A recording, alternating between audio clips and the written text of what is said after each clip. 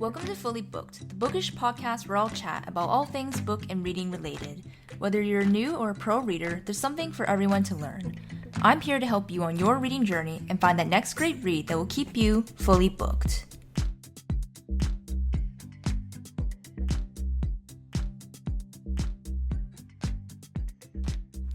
Hello, readers, and welcome to episode 32 of Fully Booked. I'm your host, Natalie, and as you can see, we are filming in a different spot today, as usually you guys will see me filming at my desk, which is currently behind me right now. But yeah, today I just wanted to go for a different, cozier vibe, sitting and filming on the couch, which honestly, it's feeling pretty appropriate now because if I look out my window right beside me right now, it is a very gloomy looking day. It is gray, cloudy out, and we've had a drastic temperature drop. The weather has just been crazy the last week and a half, where I think last week it literally got up to almost 20 degrees Celsius in the afternoon. It felt like late spring, early summer, like I could have been out in shorts. And then the temperature literally dropped to almost like -5 over the weekend at nighttime. So climate change be crazy like that, even in this part of North America, which is crazy. Yeah, I have no clue what the weather is like where you guys are at today, but yeah, that is the weather here. But enough about that. Today's episode, we are going to be talking about best and worst picks by authors that I have read. So I just decided to honestly go through basically my whole Goodreads list, and I just flagged every single author that I've read at least 2 books. Oh, and also shout out to Jamie Falk, who gave me this episode idea in the first place. I think she made her video like over a year ago, but I watched it kind of recently and thought it was a cool idea and thought, why not do it on the pod? And yeah, you guys can see my particular tastes in authors and also, yeah, which are some of my most favorite books by certain authors. Actually, if I find the video, I'll link it down below for you guys, and you guys can go watch and support another local book girly as well. Because, yeah, I really love watching most of her videos, and she has great book recs if you are really into fantasy. But before we get into today's episode any further, let's do a quick daub of the day. So, to start off, I have my iced matcha. I put some vanilla syrup in this. I don't know how well you can see the cup. And yeah, some soy milk in there. Yeah, it's too late in the afternoon for me to be having coffee, so we're doing the matcha instead. And next up, outfit. Honestly, it's pretty boring because I have been home all day so far, and I literally just threw on my BTS butter shirt. It literally just says butter. I got this at a BTS pop-up store back in, I want to say 2021 or 2022. But yeah, other than that, bottom's pretty plain. I just have honestly on a lightly lined fleece lounge short, which they honestly kind of look similar to my sweat fleece pants that I have. It's just that these are shorts. These are not from Aritzia, though. Disclaimer.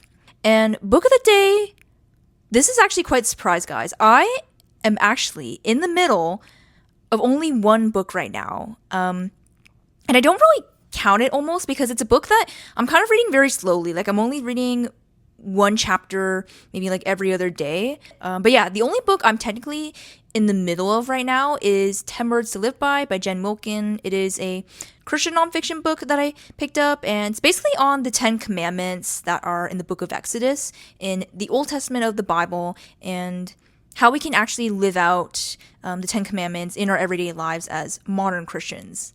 It's basically what it's about.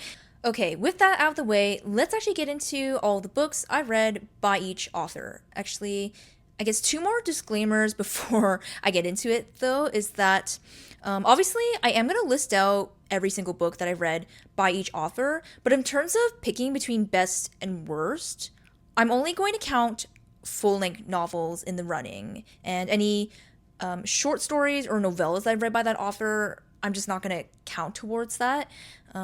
Just simply because there's only so much you can do in a novella or short story compared to a full-length novel in terms of plot and character development, which is unfortunate, but I mean, it's the truth. Novellas are usually, 200 pages max. A lot of the ones I read are like maybe like 50 to 100 pages, which that's not a lot of time to get a lot done in a book. So I just don't really find it fair to stack and compare novellas against full-length novels where so much more can happen. And also the fact that some full-length novels are like 500 plus pages, which is significantly more. So yes, there's that, something to keep in mind. And then I guess the other thing, that is the other reason why a lot of authors are not going to make the list this time, because I have quite a few authors that I've only read their novellas, but not their full-length novels. So I just didn't really find it fair to, rate an author's books when I haven't even read a full-length novel and gotten a true taste of like their writing style and whatnot. So yes, maybe for that reason, I will need to do part 2 at some point. Also, if you guys like these types of episodes, then I can do a part 2. So we shall see. Okay, with that, let's start off with, first author that we have, which is one I read recently, and I just realized I'm going to have to add one more to this list because I just finished it last night, and that is none other than Sarah Adams. And as of last night, I've read 4 of her books, which are When in Rome, Practice Makes Perfect, Beg, Borrow, or Steal, and The Cheat Sheet. This is really hard, actually, because Sarah Adams, this is a romance author that I just enjoy her books all around. Like, there's not really any of her books that one is significantly better than the other. And also, these are all full-length novels, which makes it harder. Okay, for worst, for Sarah Adams, I'm going to have to say When in Rome, which is weird. I read that one pretty recently, but I feel like the FMC and MMC just don't really stand out that much to me, and I've talked a little bit about how Sarah Adams is like cheesy. It is cute, but it borders on cringy at times, and that one was kind of the most cringy, I think, to me so far. So unfortunately, that one will be my worst. And for best, I'm going to say Beg, Borrow, or Steal, which is her newest release. Simply because I think her writing did improve with this one. And I think also just some of the nuance and like character depth. Like, I feel like she explored a lot more on like the character's background and like personality and like personal struggles that our FMC and MMC faced. I probably just enjoyed that one because they were also both writers. I tend to enjoy stories with writer characters a bit more. So that's probably why I would say that one. Although it's hard because I was almost going to say The Cheat Sheet is my favorite, just because I just finished it and I really did enjoy the last part of the book and how it was resolved. It was really, really sweet. And obviously that one is more closed door versus Beg, Borrow, or Steal. She's starting to get into the open door. But I think for overall writing and like plot and character, I think, Beg, Borrow, or Steal. Okay, next up on the list we have Taylor Adams, and the books that I read of his are No Exit and The Last Word. And I think this one's a bit easier to pick. Obviously there's only 2 here.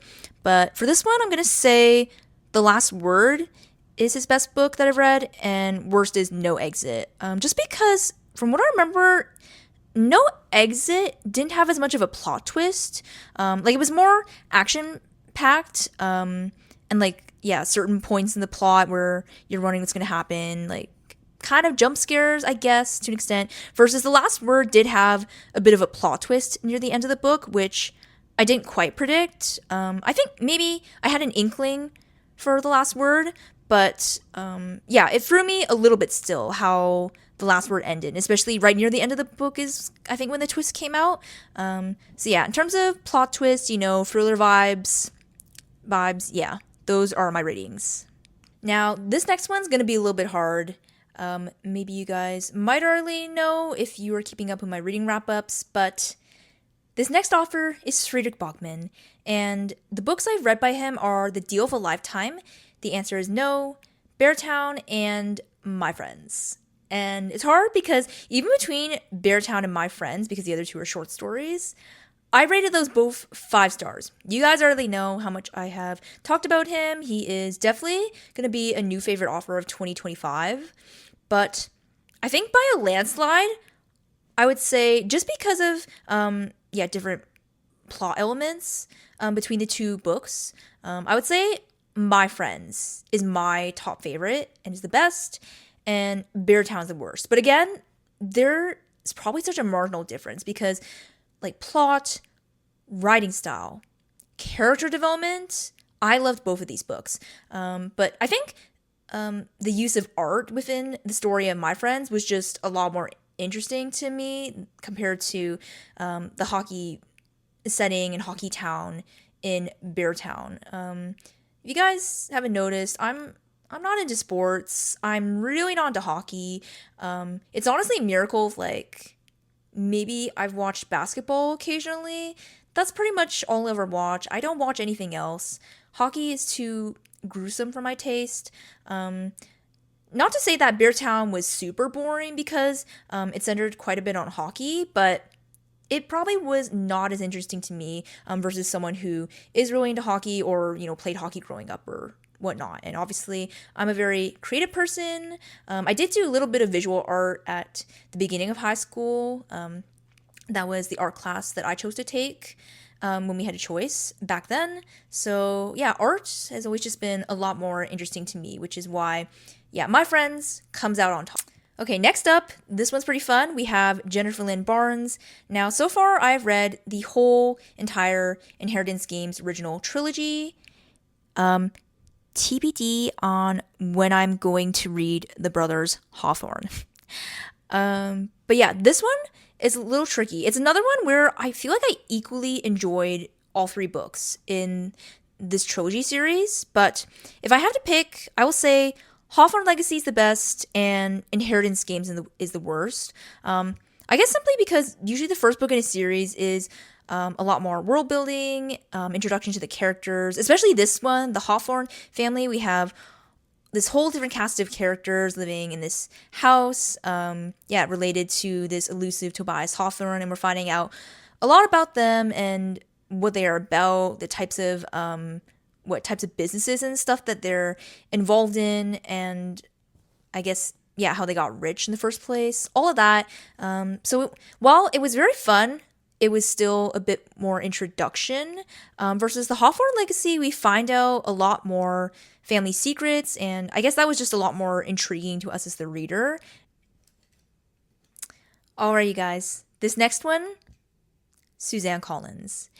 And I have now read the entire Hunger Games series. So that includes the original trilogy, as well as I have now read the 2 prequels. Which, if you don't know, Sunrise on the Reaping was the second prequel that was very recently released, as in, actually, literally just about a week ago now. And this one was a little hard, I have to admit, in terms of the best book. But, okay, for me, I'm still going to say Catching Fire is the best, and that's my favorite. And then the worst, some people might not be surprised, but for me, it's The Ballad of Songbirds and Snakes. Now, overall, this might make me boring, but I'm not into villain origin stories. I just can't get with it and root for President Snow, even in this first prequel. I also found the pacing of The Ballad of Songbirds and Snakes weird, where parts of it were exciting, especially where we got to see the 10th Hunger Games. We got introduced to, the different tributes, and Lucy Gray in that book. But there are other parts, like, I think scenes at the academy or where he's, like, going to class and stuff like that, that were just kind of dragging. But otherwise, Catching Fire. I feel like this one is just a really great example of a second book in a series where so much happens. Like, yes, we had the excitement because this one was the third quarter quell. We're in the arena. We're still in the games. We're getting all of that exciting plot twistiness happening. But there's also so much political intrigue. There's so much going on with the politics in the background in this world. There's the threat of another war, another rebellion on the horizon. There's just so many good things about this book and that I love in terms of the plot, what we find out about characters we get introduced to. I yeah, I feel like I can't say enough about Catching Fire. I think in terms of the movies, my ranking is also the same, where, yeah, I would say Catching Fire is also my favorite movie. I think it was like just done so well adapted, can never get enough of it. Okay, so we have a Canadian author next on this list, and that is Miss Carley Fortune. And so far, I've read Every Summer After and This Summer Will Be Different by her. I'm gonna be honest, I feel like I rated both of these books around the same. Like, some are both around 4 stars. I did enjoy both these books a lot, but I am gonna say, I think going mostly based off of certain tropes, I would say I'm actually one of the few who enjoyed This Summer Will Be Different more than Every Summer After, because maybe I've mentioned it a handful of times here on the podcast. Another trope that I don't like is the cheating trope, and if you guys have already read Every Summer After, then you know. Versus, yeah, This Summer Will Be Different. I always personally enjoy tropes that involve either brother's best friend or best friend's brother, which it's the latter one in this story. I also really enjoyed the setting of PEI, probably because I loved, honestly, Anne of Green Gables growing up. And they actually mentioned Anne of Green Gables, I think, a handful of times in that story. So there were just a couple elements that I personally enjoyed more versus Every Summer After, which is weird because usually I highly enjoy the childhood friends to lovers. Like, that is probably god tier trope for me, but it's also one that's being done quite a bit in romance stories when there is some sort of friends to lovers trope, so it can be kind of hard to find one that stands out, I feel like, in a way. Alright guys, this next one is my love to hate author and series. If you haven't guessed already, it is Laurie Gilmore, and I've read most of the Dream Harbor series so far, although I think at this current point in time, the newest book, The Strawberry Patch Pancake House, is out, and I've not read that one yet. But we probably will at some point in time, let's be honest. Looking at the 3 that I've read so far, I feel like this one's pretty easy. The Cinnamon Bun Bookstore, I don't remember that well because I only listened on audio, but out of, yeah, these 3, definitely I would say The Christmas Tree Farm was the best one so far, which is not saying that much because there wasn't that much plot and character development going on, but it had the most going on in terms of out of the 3 in this series so far. And the first one, Pumpkin Spice Cafe, is the worst for me because basically, if you guys want to know, that book is cute, but it's all vibes and no plot. Like, really, nothing happens in that book. Alright, so the next author that we're going to talk about on this list is John Green. And now, it's funny looking back at all these titles that I read because I was very obsessed with John Green and reading all of his books back when I was a teen and even into like early university days, so like my earlier 20s. Yeah, anyways, let's get into the 4 books that I've read by him, which are An Abundance of Catherines, Paper Towns, The Fault in Our Stars, and Turtles All the Way Down. This might be a little biased because I did reread The Fault in Our Stars just last year, so that one's going to be very fresh in my memory. But I think this one is pretty easy, also in that sense. I would still definitely say The Fault in Our Stars is the best book I've read from him. I think, I don't know, that book just had maybe a lot more takeaways. And then my least favorite was definitely Paper Towns. And I don't know if it's because I read that book when I was an adult, because I think An Abundance of Catherines and Turtles All the Way Down I read when I was a teen still. But yeah, I did not enjoy that book because I did not really like our main characters.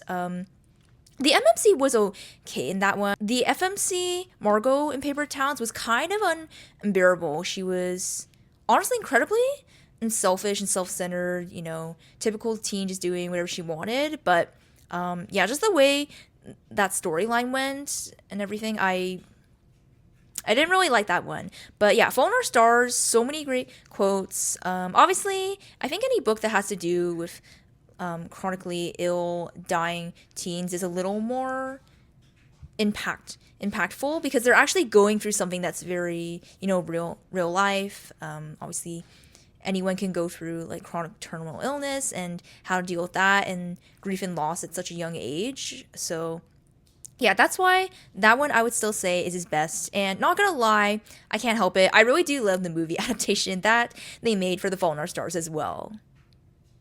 Okay, so just a warning that the next couple authors on this list, I've read majority of their titles, so we're gonna have a lot to talk about. And that is starting with Jenny Han. I have read her probably two most well-known beloved series, which are the entire Summer I Turned Pretty series, as well as I read To All the Boys I've Loved Before series. In addition, I've also seen all movies and the entire TV show for each series accordingly. And by the way, Summer I Turned Pretty Season 3 is supposed to come out this summer in 2025, so can't wait to see that series finale. Anyways, going into the actual books. Now, I guess a note, the books deviated a lot from the TV and movie adaptations, and there were definitely lots of things I liked about each of the books. I think, actually for both series, I would say, we definitely center a lot more on like Laura Jean and Belly as individuals and like their personal wants and needs and desires, inner struggles. Unfortunately, I have to say, well, I don't know if this is going to disappoint people, but I would say Always and Forever Laura Jean is going to be the best book out of all of these 6. And then worst one was kind of hard to choose because Summer Turned Pretty series was very annoying to read it as an adult. But I'm going to say We'll Always Have Summer is my worst pick. Just because there were so many tropes and plot devices and stuff in that book that I just did not like. And this one also utilized a cheating trope to propel the story in the third book, in my opinion. So we also did not like that. But yeah, Laura Jean, I have to say, from To All the Boys I've Loved Before, I really liked her a lot more as a character. I think I was able to identify with her more, like ethnically and even culturally. And then I think I especially liked the third book because it explored more, again, of her on an individual level and what she wanted, because obviously in the third one, you guys watch the movies also know, she's like trying to decide where to go for college.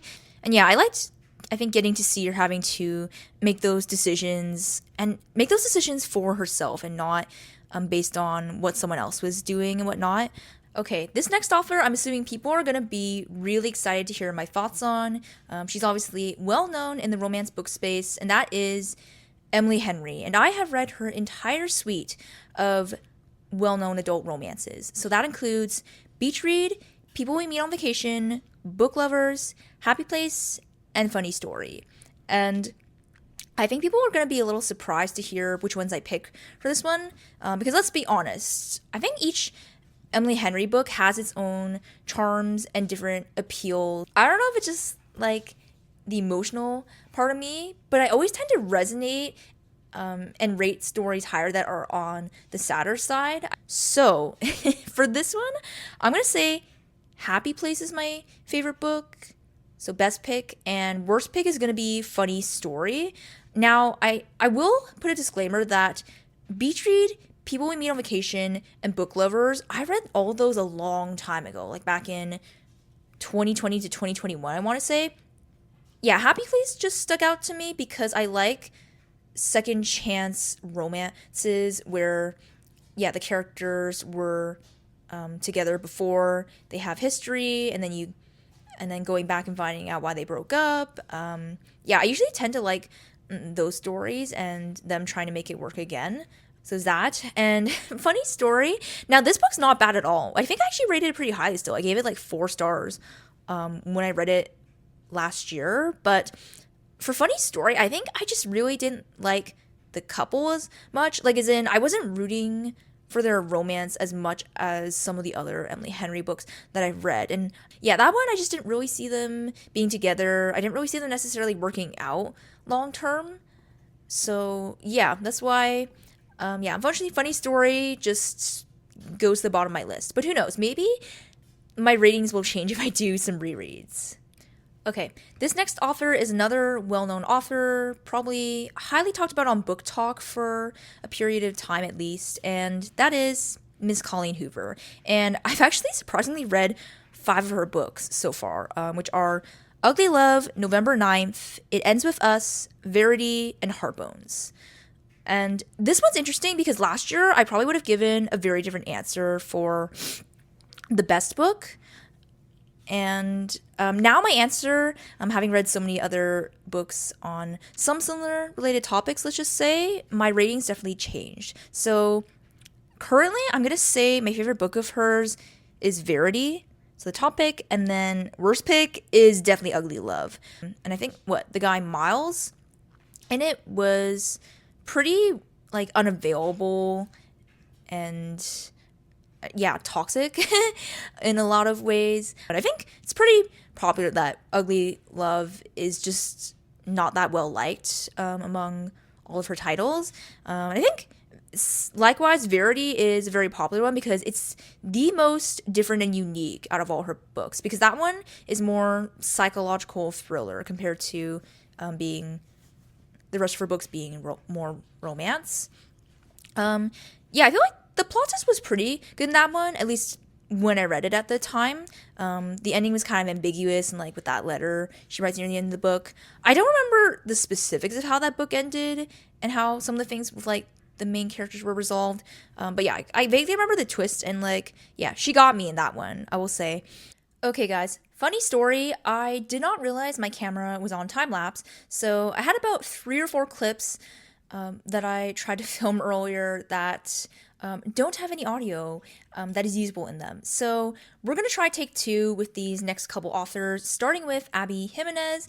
I guess likewise Emily Henry. This is another romance author that I've been highly enjoying the last couple years, and I've read 5 of her books so far, which include Part of Your World, Just for the Summer, The Happy Ever After Playlist, Worst Wingman Ever, and The Fall Risk. But I'm only really going to talk about the first 3 in this section, and this one, I had to think a little bit for the best pick, but for this one, I think I definitely have to say Just for the Summer is the best for me, and Part of Your World is going to be the worst pick out of this list. I think Just for the Summer, I just really loved our MMC Justin in that one, and his acts of service, and the way he was just able to meet our FMC's needs, and then just also some of the like personal healing and journey that both of them go on. I think I appreciated how the breakup happened in that story as well, and the time that they took for themselves, and then to be able to come back together at the end. It was just done really well. And then honestly, Part of Your World, for some reason, it's a little less memorable. I also read it longer time ago, but also I don't know why the older female, younger male trope just never hits as well for me. And yeah, that's pretty much my reason why. Okay, this next author is kind of interesting because I would have to say I've really only enjoyed one book of theirs, and the rest have all been kind of okay. And if you guys don't have any guess as to who this is, it is none other than Christina Lauren, and I've read Love and Other Words, The Unhoneymooners, In Holidays, The Paradise Problem, and The Exception to the Rule. The last one's a novella, so we'll count that out. But this one, I think, is fairly easy. Love and Other Words is still my top favorite by them. There's just certain elements, obviously childhood friends to lovers trope, I always love, yet again. And I think I just liked the progression even of like their friendship and the scenes flashing back to when they were kids/teens and like reading together in her closet. I always love storylines that involve characters who love to read. There's just a bunch of things in that book that I loved, even though I don't love the one trope that comes up in that one. But yes, love that one overall. And then honestly, my least favorite is The Unhoneymooners. I just really was not rooting for the 2 love interests to be together in that one. And our quote, enemies to lovers, like the reason why she did not like him was kind of silly in that one. And I just kind of wish the authors would not make these silly reasons for characters to like dislike each other in these romance novels. Alright guys, this next author is one that she's kind of iffy and going a bit downhill for me now, if I'm going to be completely honest. And that is Frieda McFadden. Now, so far I've read The Locked Door, The Housemaid, The Gift, The Boyfriend, and The Crash. By the way, I don't know what's with all that does in these titles. Completely random side note. This one I thought about for a little bit, but the answer became obvious. I would say The Housemaid is actually still the best book out of all the ones I've read for hers. At least at the time, the plot twist got me, and like, if I were to read it now, having read like so many more thrillers and mysteries, I probably could have kind of guessed some of the plot twists and the motive in that book. But at the time, it did get me, and it was, something that I wasn't expecting and wasn't thinking about. It's a pretty good thriller too, I think, regardless of on your reading journey, whether you're a beginner reader or a beginner to like thrillers. It's a pretty good one. But unfortunately, worst pick for her, this one definitely crashed, and that is The Crash. Yeah, this one I did not understand what she was thinking when she wrote this. There was no plot twist in this one, and I think like 30% of the way into the book, we get the other point of view of the other woman, which I can't even remember her name right now. But yeah, we get her point of view, and she like immediately tells us the motive, and I'm like, okay, but now that we know what her motive is, like what's the twist? Like we kind of already know how this is gonna go, like what's gonna happen. And it was disappointing because this one had a really good like misery Stephen King premise, if you know that book or movie. So I was looking forward to it, but it ultimately in the end, again, it crashed. Now, this next author I'm personally excited to talk about, and that is Annabel Monaghan. I've read, I think, all of her adult romances that have been released so far, which are Nora Goes Off Script, Same Time Next Summer, and Summer Romance. And this one I had a pretty hard time picking the top pick because you guys remember I read Summer Romance last year, and I loved that book. There were so many realistic, good takeaways.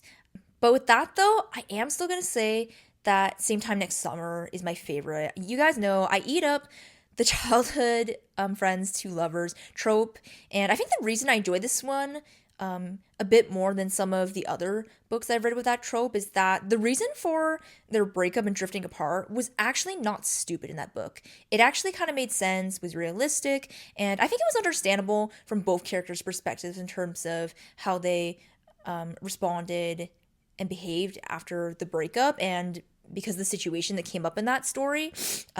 Yeah, going off of that, I'm going to say worst pick is Nora Goes Off Script, which I know some people really like that one, but for me, the pacing of the overall plot and the romance progression was kind of off for me. Like, there were so many scenes that were like super mundane, there's not much happening, which is weird because Summer Romance was kind of similar, but I just found it a lot more boring in Nora Goes Off Script. I thought the romance progression, they got together kind of in a weird moment too, to me at least. And then I kind of didn't like the whole lack of communication that happens for like kind of the second half of that story. And there was something that involved her kid and some things that weren't said. And it kind of annoyed me at the time that that's how, I don't know, their relationship was progressing. And even though they still had resolution in the end, it was annoying for me to read about personally. But overall, Nora Goes Off Script, still not a bad book. Alright guys, so it looks like we're really on the romance train right now because this next author is going to be Lynn Painter, and we have an even split between her YA and adult romance novels because you guys don't know, she writes both. And I've read Better Than the Movies, The Do-Over, Accidentally Amy, and Happily Never After, which I believe is her newest release. Or, sorry, I should say newest adult romance release as of last year. I think it came out. I forget when. Don't quote me. Anyways, this one, okay, I actually struggled with which one was the worst because I feel like so far I have liked her YA romance books better than her adult romance books, and that's probably partly because I like, more closed door, no spice stuff nowadays. And Better Than the Movies was definitely still a pretty good solid gold. I think there were also just so many good like movie and I think song references and stuff throughout that book that really resonated with me. And the feel of that book just felt so much like a movie, kind of nostalgic, kind of early 2000, maybe 2010s, like teen style movie. And then since I didn't really like either of her adult romances, this is hard, but I'm gonna say Happily Never After because I feel like Accidentally Amy was supposed to intentionally be this kind of cheesy, kind of simple premise of like the whole pumpkin spice latte mix up. That's like the premise in Accidentally Amy. Versus Happily Never After, I kind of remember a little bit of that book, but it's not one I ever really think about. The characters and like their romantic relationship, and I don't know if I was rooting that much for them to be together in that one. Yeah, it's kind of just, I don't know. Okay, this next offer, there's really only going to be two books to talk about because the third one is novella, and that is Ashley Poston. And so far, I've read 7 Years Slip, a novel love story, and With Any Luck. So again, we're going to talk about the first two. Okay, this one, because there's only two, and I've read them kind of recently, it's pretty obvious. 7 Years Slip, 100% is my best pick for Ashley Poston. Yeah, I don't know how to put that one, but it had such a like nostalgic, cozy feel to the romance. Like, of course, I loved the plot, the magical realist like element with the apartment. But yeah, there was something nostalgic about it, and I think I mentioned it in, I believe, episode 24, where I was like doing a read this if you like type thing, and I was saying that the 7 Year Slip, it truly reminds me of the movie Just Like Heaven. So yeah, it just kind of reminded me of that, and the fact that that movie, it's an early 2000s rom-com. So yeah, I think that book just really gave me all of those types of feels. And then a novel love story, I reviewed it obviously at some point last year when I read it. But yeah, this one I felt the plot progression and also the romance progression, again, like Nora Goes Off Script, was very strange in this one. Like, I felt like we weren't progressing that much. We were kind of dragging. There wasn't much happening in the romance department between our two love interests. I was kind of confused if they even really liked or loved each other and why they would be good together. And I feel like they didn't really get together, and not a lot happens until like the 70 to 80% point in that book. And up until then, I was kind of questioning. So I just found it kind of odd. Again, still really well written, a really great, again, magical realist concept with the fictional town in that one. But for some reason, it just did not hit as much for me. Okay, wow. This next author is potentially the one that I've read the most books by so far in this list. And that is, surprisingly, Taylor Jenkins Reid, which I've read a whopping 8 books by her, 7 of which are full-length novels. And this includes After I Do, Maybe in Another Life, The Seven Husbands of Evelyn Hugo, One True Loves, Daisy Jones and the Six, Evidence of the Affair, this one's a novella, by the way, Malibu Rising, and Carrie Soto is Back. I had a really hard time choosing for this one, guys, because I've read quite a few books by her, and surprisingly, or I don't know, surprisingly, but I've enjoyed her like Hollywood series, which I recently heard that's what it's called, as well as her more contemporary adult romance books, which are some of her earlier titles. I've enjoyed all of them kind of alike in each of their own different ways. With that, okay, I feel like some people are going to be surprised by this. Yeah, I don't think some people are going to agree, but best pick, for me at least, I'm actually going to say After I Do, and then worst is going to be Malibu Rising, which, yeah, may be a bit shocking. I think like I'm just at that point in time where I value books about real life and that mirror, things that you can actually go through, things that can resonate deeply with. I guess the only thing I didn't like with that book was how they ended up coming back together. But I think overall, yeah, just again, the effort that they put in to try to make their marriage work, I just really appreciated in a storyline. And then Malibu Rising, I haven't mentioned it that much on the podcast, but God, I think this is one, again, I might have read just last year. And I think I briefly mentioned that I do not like books that are centered on families and family dramas, because I find it kind of confusing. I feel like for me, usually there's too many characters to follow, and yeah, we're switching like maybe point of views too much, and I don't know, if there's too many characters, I can't keep track. I tend to get frustrated, and especially when there's so much background to each and every character and the different familial and maybe romantic or platonic relationships that they have in the story. Yeah, there's just too much going on for me to remember, and I tend to get frustrated, unfortunately. Okay, guys, this next one is another recently read author, which is Mr. Riley Sager, probably one of the few male authors on this list, now that I'm looking. But anyways, I've read Lock Every Door, Home Before Dark, and The House Across the Lake by him. This one, I think it's pretty easy. I'm going to say best pick, Home Before Dark. Worst pick is The House Across the Lake, which is crazy because I actually enjoyed The House Across the Lake. It was the first book that I read by him. But looking back on it now and thinking how the storyline and like the plot twist went in that book, like I know the paranormal element was supposed to be intentional, but it's it's questionable looking back on it now and thinking a bit more.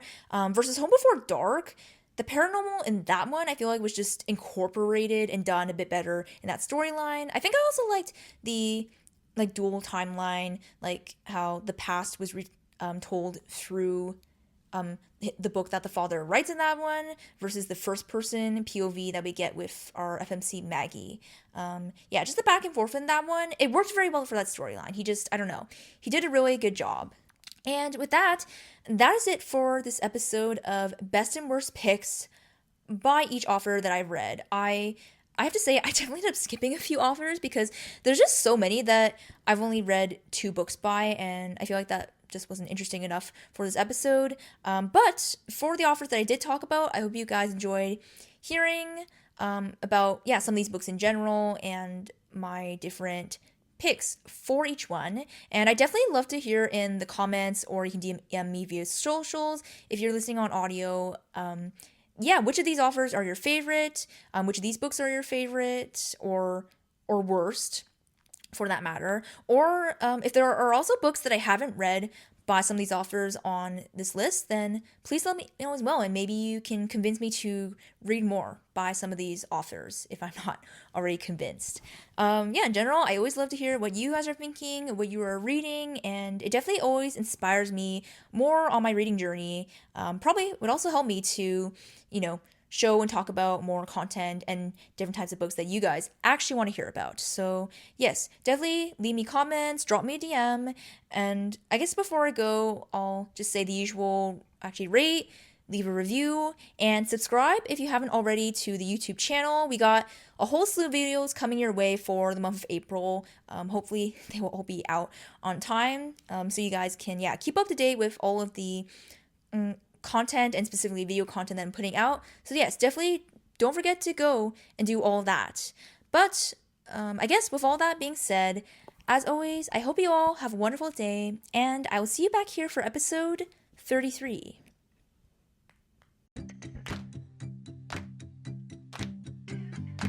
Thank you for listening to today's episode. I hope you were able to take away something, and be sure to follow the podcast for more bookish content. Until next time, stay fully booked, and I'll talk to you soon.